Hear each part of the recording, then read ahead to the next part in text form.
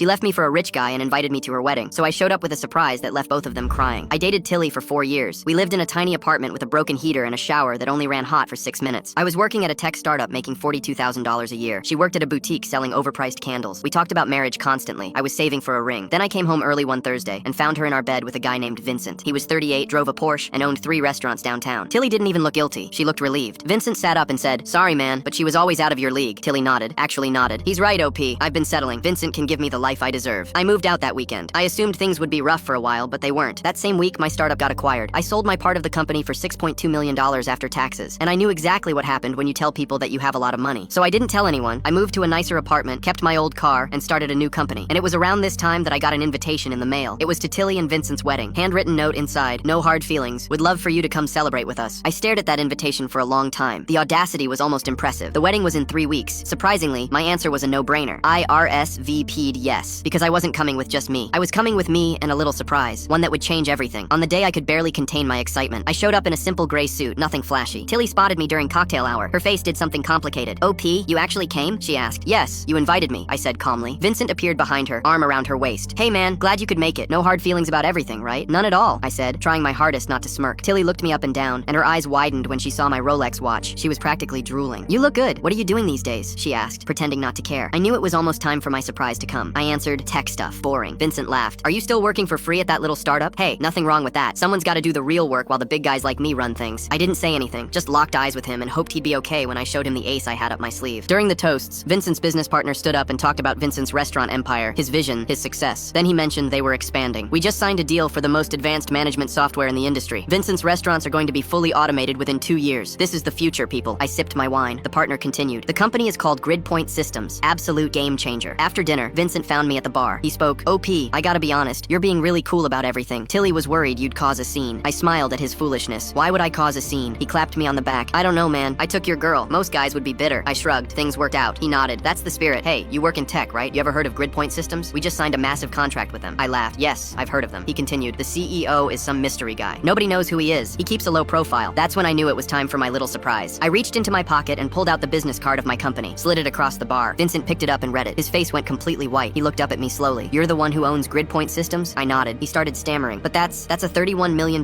company. That's the company we just signed with." I corrected him. "We're closer to $34 million now, and I look forward to working with you." Tilly appeared beside Vincent and looked at him. "What's wrong? You look sick." Vincent couldn't speak. He just handed her my business card. I watched the color drain from her face as she realized I owned a $34 million company. She whispered, "You said you were still at the startup. I thought you were broke." I shrugged again, trying to hold back my laugh at her reaction. "Anyway, congratulations on the wedding. The venue is beautiful." My phone buzzed twice on the drive home. Tilly's number. I blocked her.